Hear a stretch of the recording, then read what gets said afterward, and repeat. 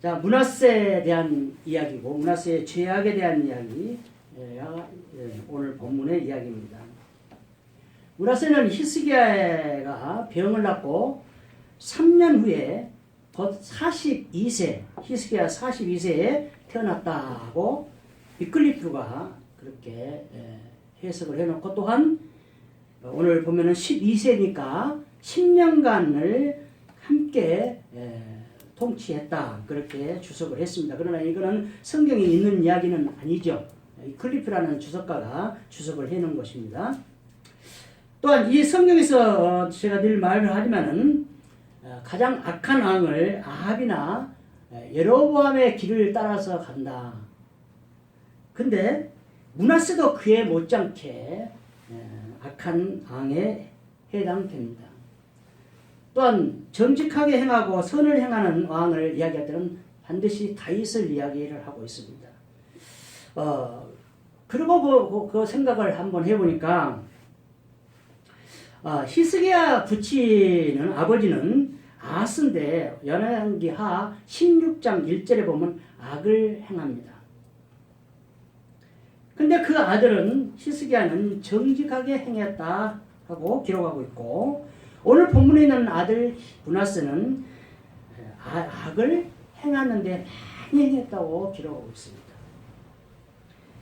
또한 22장 뒤에 오늘 읽은 본문의 뒤에를 보면 므낫세의 아들 아몬이 또 악을 행합니다.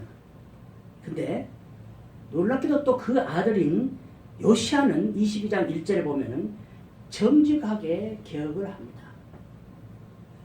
자, 아하스는 악한 왕, 히스기야는 선한 왕, 므낫세는 악한 왕, 아몬은 악한 왕, 그 다음 요시야는 선한 왕. 어떻게 이렇게 선한 왕이 나올 수가 있냐는, 나는 너무나 대단해요. 그 생각하면. 아버지는 악한 왕이고 아들도 악한 왕이고, 근데 본인은 선한 왕이에요. 히스기야를 비우면. 그 다음 요아스도 마찬가지예요. 저는 이걸 생각할 때 그렇게 깨달았어요. 정직하게 살고 선하게 사는 것은 사람의 교육으로 할 수 없는 것이다. 오직 하나님의 능력으로만 할 수 있다는 것을 저는 결론을 냈어요. 왜냐하면 히스기야가 그렇게 했으면 반드시 아들 므낫세를 교육을 시켰어야 돼요. 그리고 또 선하게 통치하게끔 만들었어야 돼요. 근데 유다 역사상 가장 악한 왕이 거기서 태어나요. 놀랍지 않습니까? 근데 또 이 아들도 악하게 했지만 그 손자는 요시야는 또 히스기야에 못지않게 개혁을 해요. 이게 어떻게 가능할까요? 사람의 교육으로 가능하다면은 므낫세도 선하게 해야 돼요. 히스기야가 그랬으니까. 또 히스기야가 그렇게 선하게 할 수가 없어요. 아버지 아하스가 악했기 때문에. 그런 결론이 나더라고요. 그래서 오늘 본문에 므낫세를 이렇게 제가 선택한 이유는 그거를 말하고 싶었었고, 또 한 가지는 이거를 선과 악을 평가하는 기준은 하나님이다. 그래서 여호와 보시기에, 하나님 보시기에 어떠냐는 거예요. 그 평가 기준은 하나님이 보시는 거예요. 하나님 보시는 건데, 여기서 본문에서 2절, 6절, 16절에 3번 여호와께서 보시기에 라고 기록하고 있습니다. 그렇다면은 여호와께서 보시기에라고 하는데 우리가 그 기준을 알 수가 없죠. 근데 아니에요. 우리에게 알 수 있게끔 주셨어요. 뭐를 주셨냐? 율법을 주셨어요. 그 율법을 통해서 하나님께서 평가를 해요. 그러니까 우리들도 마찬가지로 어떤 뭔 일을 하든 평가를 할 때는 반드시 기준을 제시해 줘야 돼요. 하나님은 천지 창조전 하나님께서도 우리들에게, 보잘것없는 우리들에게 이렇게 내가 평가하란다. 너희들은 이렇게 살아라. 내 마음대로 평가 막 마음대로 하는 것이 아니고 이 기준을 정해줄 테니까 이 기준대로 살아라 하고 우리에게 주신 것이 율법이에요. 그게 13절입니다. 그 내용입니다. 자, 13절 한번 보십시다. 내가, 하나님이죠. 내가 사마리아를 잰 줄과 아합의 집을 다림 보던 추를 예루살렘에 베풀고 또 사람이 그릇을 씻어 엎음같이 예루살렘을 씻어 버릴지라. 이거 그릇을 엎음같이 씻어 버린다는 거 이게 참 좋대요.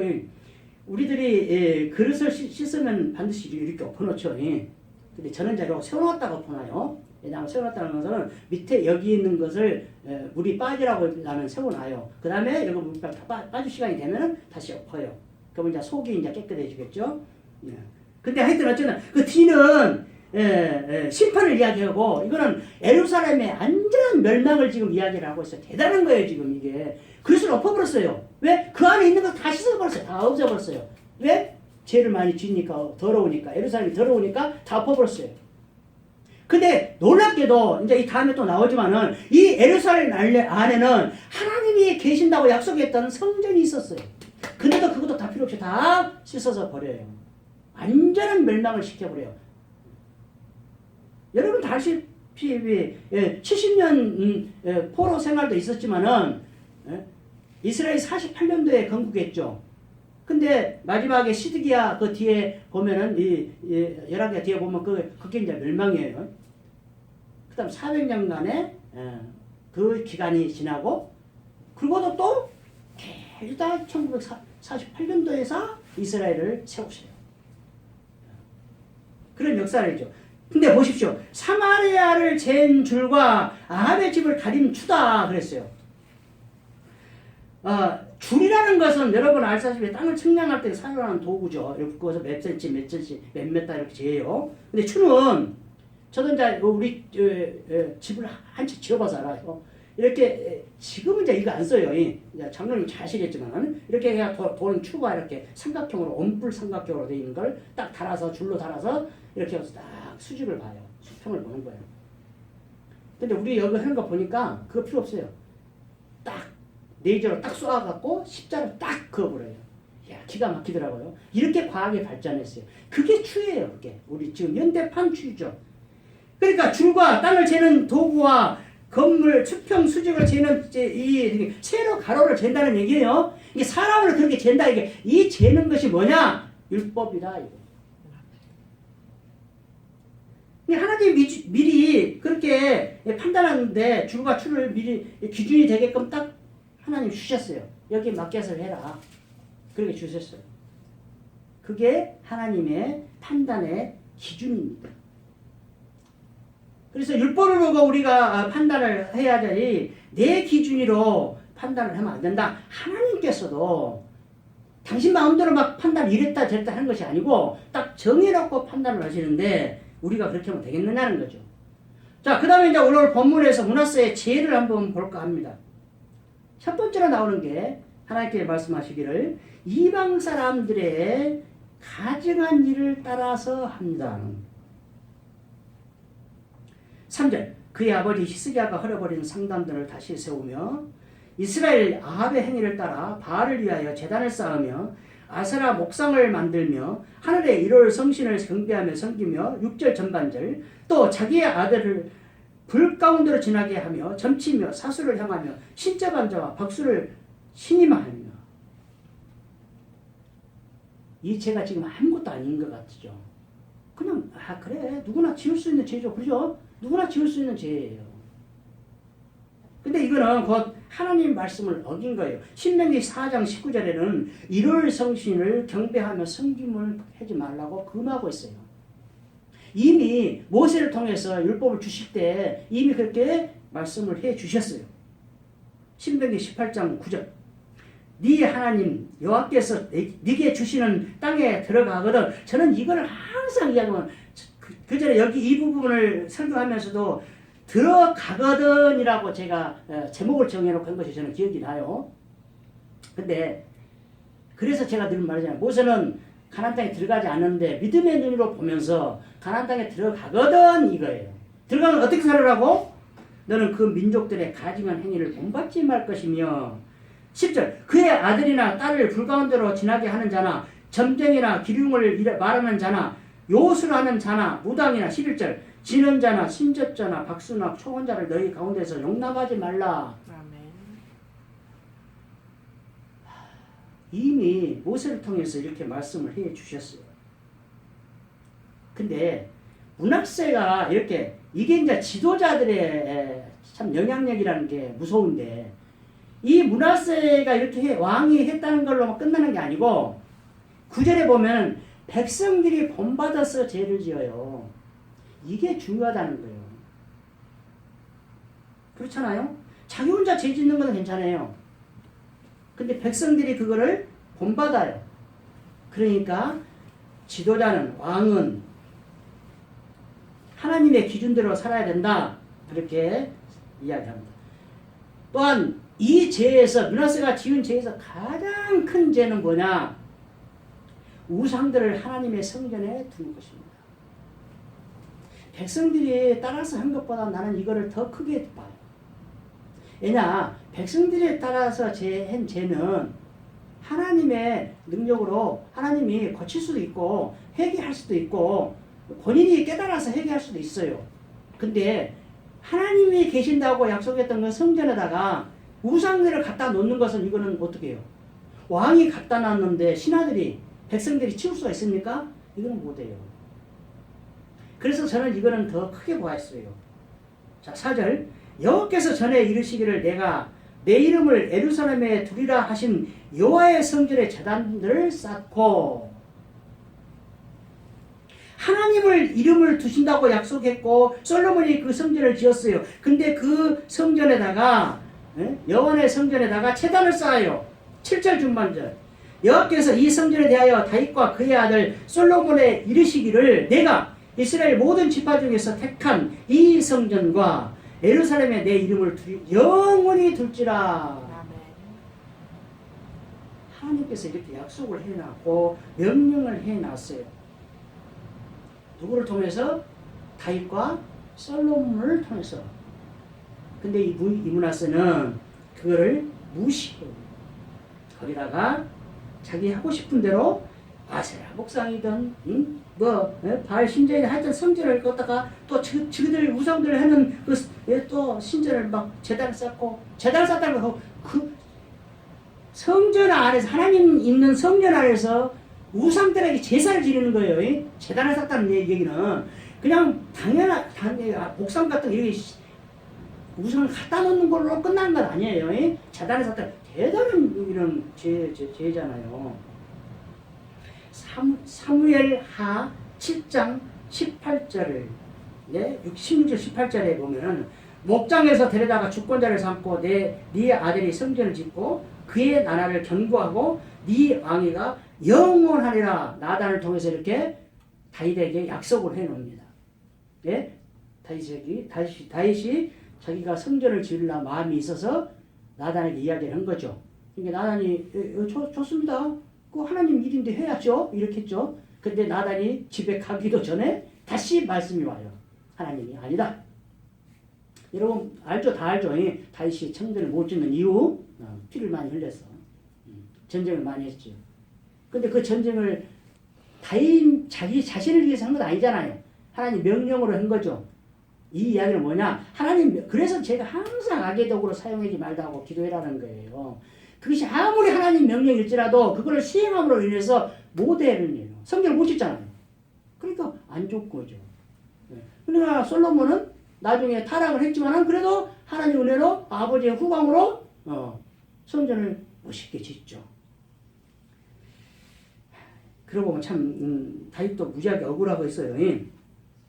열왕기상 9장 3절에서 9절까지는 솔로몬에게 말씀하시는데 3절에 보면은 여호와께서 그에게 이르시되 네 기도와 네가 내 앞에서 간구한 바를 내가 들었은즉 나는 네가 건축한 이 성전을 거룩하게 구별하며 내 이름을 영원히 그곳에 두며 내 눈길과 내 마음이 항상 거기에 있으리니 이렇게 약속을 해놨어요. 기가 막히지 않습니까? 어느 정도냐? 구별했다는 거예요. 거룩하게 구별해서 이 성전을 지었어요. 그리고 하나님 당신 이름을 여기다 영원히 둔다고 했고 눈길과 마음까지 항상 거기에 둔다고 솔로몬에게 지금 응답을 해주고 있어요. 근데 므낫세가 그것도 이스라엘 왕도 아니고 유다 왕이 다윗의 혈통이 이게 말이 됩니까? 그래서 하나님은 하나님이 택하신 백성, 하나님이 택한 다윗 왕일지라도 영원히 다윗 후손에서 혈통을 통해서 메시아가 나오잖아요. 이 정도 혈통이지만 그 후손일지라도 죄를 지금 반드시 징계를 해요. 문하세 징계 받죠? 다 받아요. 우리도 그거를 거기서 제외될 수가 없어요. 우리도 마찬가지예요. 다 마찬가지예요. 믿음의 식구도 하나님이 별것을 다 주셨다 할지라도 잘못하면 그에 상응한 대가를 치르게 되어 있는 거예요. 이게 하나님의 법입니다. 구원만 빼놓고 이 죄를 그러니까 자 하나님의 이름을 두신다는 성전 약속한 그 성전에다가 우상들을 갖다 놓고 제단을 쌓고 그 우상들한테 예배를 드려요. 그 죄악과 또한 백성들이 이게 본받게 백성들이 죄를 짓게끔 그렇게 만들었다. 문하세 죄가 세 번째는 무지한 피를 흘렸다. 16절에 나왔습니다. 문하세가 유다에게 범죄하게 하여 보십시오. 문하세가 유다에게 범죄했다고 하잖아요. 국민 전체를 이야기를 하고 있어요. 지금 문하세가 유다에게 범죄하게 하여 여호와께서 보시기에 악을 행한 것 외에도 또 무리한 자의 피를 많이 흘려 예루살렘 입끝에서 저끝까지 가득하게 하였더라. 자, 이렇게 간단하게 지금 기록했지만은 이 사람이 얼마나 죄 없는 자를 죽였다는 것을 지금 알 수 있죠. 입끝에서 저까지 가득 차게 했으니까 무수한 자를 죽였다는 얘기죠.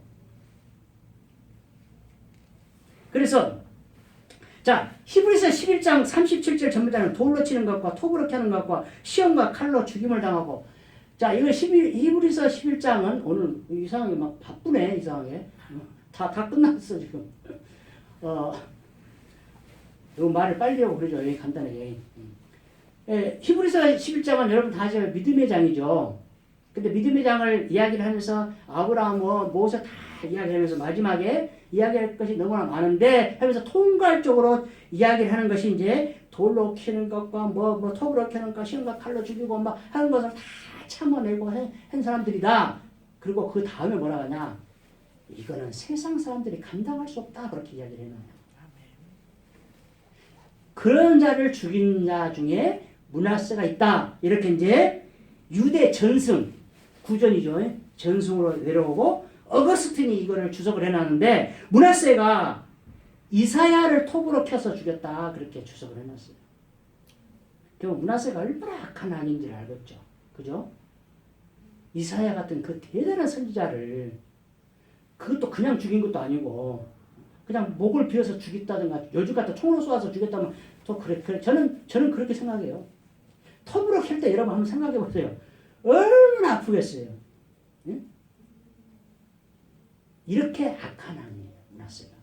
그래서 저는 유다 중에서 최고로 악한 왕, 이스라엘 중에서는 아합과 여로보암을 이야기를 하고 있습니다. 근데 성경에서도 그렇게 이야기를 하고 있어요. 여로보암의 길을 따라서 그 아버지 아합의 길을 따라서 그랬더라 그렇게 이야기를 해놓고 있어요. 그렇다면 이제 하나님의 징계와 문하세가 회개를 해요. 여기서 우리 하나님의 긍휼하심을 나타내고 있어요. 오늘 본문에는 문하세가 회개해야 했던 것이 안 나오죠. 그래서 반드시 성경에 기록된 이 밑에 각주나 앞에 장 앞에 제목이라고 할 수 있는 파란 글씨로 써 있는 유다왕 문하세하고 가로치고 역대하 33장 1절에서 20절까지 가로 닫고 있죠. 거기. 그걸 반드시 읽어봐야 돼요. 여기서 읽어보고 온 사람은 누군가 모르겠어요. 하나님 아시겠죠? 근데 반드시 읽어야 돼요. 그게 본인을 믿음의 재는 척도예요. 하나님이 우리를 재는 것은 율법을 줘갖고 재죠. 근데 우리들 자신이 내 믿음을 재는 것은 뭐냐? 내가 지금 어떻게 하고 있느냐를 척도를 재는 거예요. 너무나 나갔는지는 모르지만 저는 그렇게 해석을 해요. 여러분 이거를 읽은 사람은 대단한 사람들이에요. 여기에 이제 므낫세가 포로로 끌려갔다가 돌아온 므낫세 그렇게 제가 써놨어요. 자, 하나님의 징계는 뭐예요? 므낫세가 포로로 끌려가요.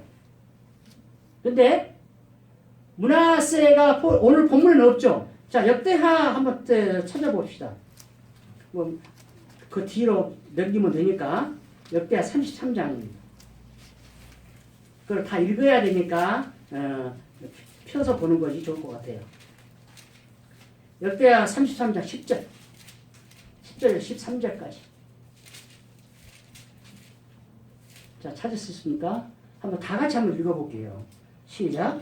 여호와께서 므낫세와 그의 백성에게 이르셨으나 그들이 듣지 아니하므로 여호와께서 아수르 왕의 군대 지휘관들이 와서 치게 하시매 그들이 므낫세를 살잡고 쇠사슬로 결박하여 바벨론으로 끌고 간지라. 그가 환난을 당하여 그의 하나님 여호와께 간구하고 그의 조상들의 하나님 앞에 크게 겸손하여 기도하였으므로 하나님이 그의 기도를 받으시며 그의 간구를 들으시사 그가 예루살렘에 돌아와서 다시 왕위에 앉게 하시매 므낫세가 그제서야 여호와께서 하나님이신 줄을 알았더라.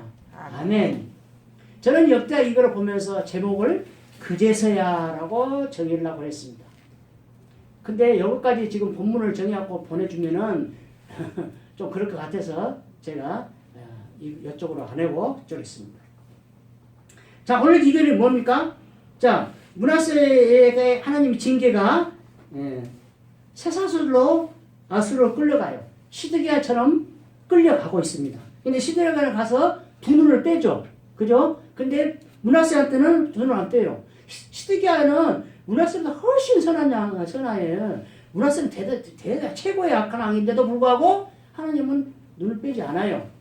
근데 포로로 끌려가서 살아보니까 이건 내가 잘못했어. 그러니까 회개를 하는 거예요. 보십시오. 12절 마지막 보면 크게 겸손하여 그랬어요. 자, 여기서 또 생각 안 하는 사람이 아합이 있죠. 아합이 하나님 앞에 겸비하여. 그러니까 하나님 뭐라고요? 너한테는 내가 죄를 묻지 않겠다. 너가 아들한테 묻겠다. 하나님은 이렇게 하나님을 찾고 간구하고 회개하는 자에게 하나님의 자비를 베푸시는 국률하신 하나님이에요. 아멘이 하나도 안 나와버려. 그런 하나님이에요. 그래서 우리 인간은 잘못 안 할 수가 없어요. 우리 인간은 죄를 안 지을 수가 없어요. 순간순간마다 죄 짓는 것이 죄, 우리는 하는 것이 다 죄예요. 모든 게 다. 근데 그 순간순간마다 죄를 지니까 순간순간마다 하나님을 생각하며 회개해야 돼요. 이 이야기는 뭐냐? 한순간도 하나님을 잃어버리면 안 된다는 이야기를 하고 있는 거예요, 지금. 하나님께 환난을 당하니까 여호와께 간구하고 하나님 앞에 크게 겸비하고 겸손하여 이렇게 하니까 하나님께서 그 기도를 받으시고 예루살렘에 돌아오게 해서 다시 왕을 하게 만들어요. 기가 막히지 않습니까? 눈물 나오지 않습니까 이게? 저는 오늘 아까 말씀대로 므낫세가 성전에다 그거 두는 제하고 요거다가 두 개를 지금 저는 그것만 이야기를 해보면 좋겠어요. 죄를 지어도 하나님이 봐줄 수 있는 죄가 있고 못 봐주는 죄가 있죠. 그러니까 성령을 신학에서는 나오죠. 성령을 해방하는 죄, 성령을 소멸하는 죄는 하나님 용서하지 않아요. 그 이야기는 뭐냐? 예수를 부인하고 예수를 능멸하는 것은 용서하지 않아요. 그 이야기는 또 다른 이야기를 하면 인간이 할 수 있는 다른 어떤 죄들은 하나님이 이렇게 므낫세처럼 간구하고 기도하고 겸손하면 용서해 준다는 거예요. 결론은 그거예요. 그래서 성경은 일맥상통합니다. 구약이나 신약이나 똑같습니다. 회개하는 자는 어떤 죄를 지든 단 하나 아까 말한 대로 성령을 해봐 예수를 부인하는 죄 외에는 다 하나님 용서를 해줘요. 그렇지 않다면 하나님 앞에 간 사람은 없어요. 인간은 갈 수가 없어요. 오직 예수님의 피로 십자가에서 흘린 그 구속의 피로만 가능하다는 거예요. 그거를 이야기하고 있어요. 성경 전체에서 그걸 하나를 이야기하기 위해서 이렇게 이야기하고 있는 거예요. 근데 하나님이 궁금한 건 또 이야기가 이렇게 기도하고 이렇게 한 거 하나님이 봐줘가지고 다시 예루살렘에 와서 왕이 되게 해주는 것은 정말 기가 막힌 궁율하심인데 성전을 해방하고 성전에다가 더럽히고 이거를 왜 용서해줬나 나는 여기에 나 같으면 용서 안 해줘요. 왜? 하나님 당신이 계신 곳에다가 우상을 갖다 놨는데 용서해야 됩니까 그게? 근데 하나님은 용서해줘요. 그게 우리 인간과 하나님의 차이예요. 우리 인간과 하나님의 길이 다르고 법이 다르고 생각이 다르고 다 다르다는 이야기가 그 이야기예요. 우리 생각을 아주 초월해요. 우리는 생각할 수가 없어요. 하나님 생각은. 그래서 하나님 뜻이 이것이다 저것이다 함부로 말하지 마십시오.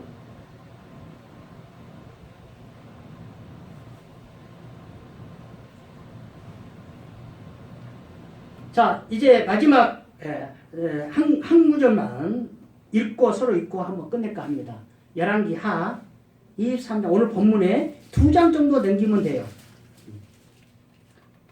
열왕기 하 23장 25절 3장 넘기는 제 성경으로는 3장 넘겼어요. 열왕기 하 23장 25절 26절 폈습니까? 자 시작. 요시아가 같은 마음을 다하여 뜻을 다하며 힘을 다하여 모세의 모든 율법을 따라 여호와께로 돌이킨 왕은 요시아 전에도 없었고 후에도 그와 같은 자가 없었더라. 그러나 여호와께서 유다를 향하시 내리신 그 크게 타오르는 진노를 돌이키지 아니하셨으니 이는 므낫세가 여호와를 경노하게 한 그 모든 경노 때문이라. 아멘. 그 27절까지 읽어야 되는데 그 27절 마지막 보십시오. 내 이름을 거기에 두리라 하는 이 성전을 버리리라. 하나님을 버릴 수 있다는 거예요. 여기서 이야기하는 건 뭡니까? 요시아가 얼마나 잘했어요? 마음을 다하고 뜻을 다하고 모든 걸 다 잘했는데 하나님 평가가 뭐라고 했어요? 요시아 전에도 없었고 후에도 그와 같은 자가 없다. 단정지어버려요. 이 말을 지금 누구에게 썼어요? 기억나십니까 혹시? 성경 누구에게 썼어요? 분명히 한 사람 있습니다. 모세 생각 안 나십니까? 모세 같은 선지자는 후에도 없었고 지금도 없고 앞으로도 영원히 없었다 그래요. 근데 왕은 히스기야한테도 다윗에게도 이 말은 쓰지 않았어요. 근데 히스기야 손자인 요시아가 이렇게 평가를 받고 이렇게 살았는데도 불구하고 하나님이 유다에게 내리신 노를 거두질 않아요. 왜 그런가 봤더니 성경에서 뭐라고요? 므낫세 죄 때문에. 저는 이걸 성전 때문에 그런다고 봐요. 그러함에도 불구하고 나는 그 성전을 버릴 수 있다. 이렇게 말씀을 하고 끝내요. 여러분 오늘 이 말씀 일찍 끝나지만은 이게 심각하고 우리가 정말로 마음속에 간직히 해야 할 부분이라고 저는 생각해요.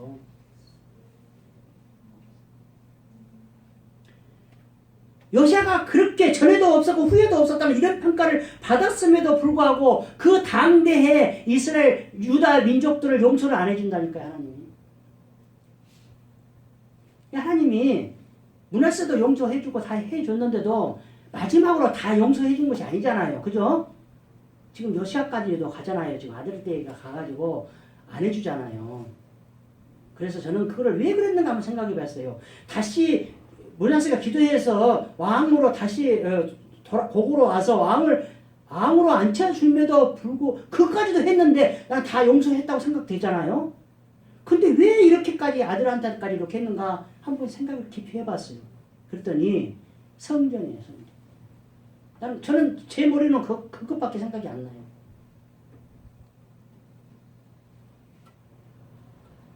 그렇게 다윗에게 솔로몬에게 약속했던 내 이름을 거기다 두고 그 눈길과 하나님의 마음까지 두신다고 약속한 그 성전에다가 므낫세가 거기다 우상들 데려다 놓고 점치고 다 하고 거기서 예배를 드리고 했니 하나님이 얼마나 노하시겠습니까? 이 이야기는 절에 가서 우리들이 예배하는 거예요, 지금. 그죠? 그 말을 왜 하는 줄 아세요? 물론 서울 절 이름이 생각이 안 나면은 우리 청년들이 가서 거기서 예배 드렸다니까요. 이게 열심이라고 보지 마세요. 분별이 없는 거예요. 그렇다면은 우리 교회 와서 불교 신자들이 와서 목닥치면서 지그들 이거 하면 되겠습니까? 지금 그 이야기예요, 지금. 심각합니다. 근데 지금 이러한 일들이 우리 교회에서 일어나지 않느냐? 일어나고 있어요. 스님들에서 그렇게 목닥치고 하지는 않지만은 예수님이 없는 크리스마스, 예수님이 없는 예배를 드리고 있다는 거예요. 그게 가장 힘든 거예요. 근데 그걸 아무도 모르고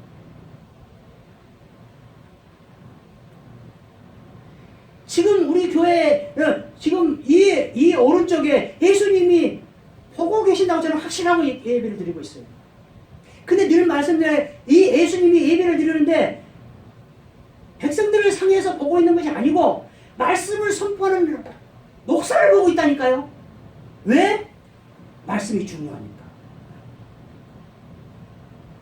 이 목사가 말씀을 선포하는데 예수님이 당신 마음과 같이 말씀을 선포하느냐, 예수님의 말씀으로 선포하느냐, 하나님의 기록된 말씀 마음을 선포하느냐, 그걸 예수님이 보고 있다니까요.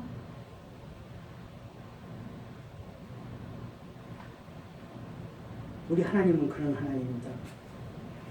우리 새벽에 속한 주님의 모든 백성들은 이거를 마음에 간직을 잘 하셔서 늘 하나님에 가까이 하려고 노력하고 항상 순간순간마다 하나님을 잃어버리지 않아서 하나님이 요시야에게 말했던 전에도 없었고 후에도 없었다는 그런 평가를 받는 아름다운 인생들이 되기를 예수 그리스도로 축원드립니다. 아멘.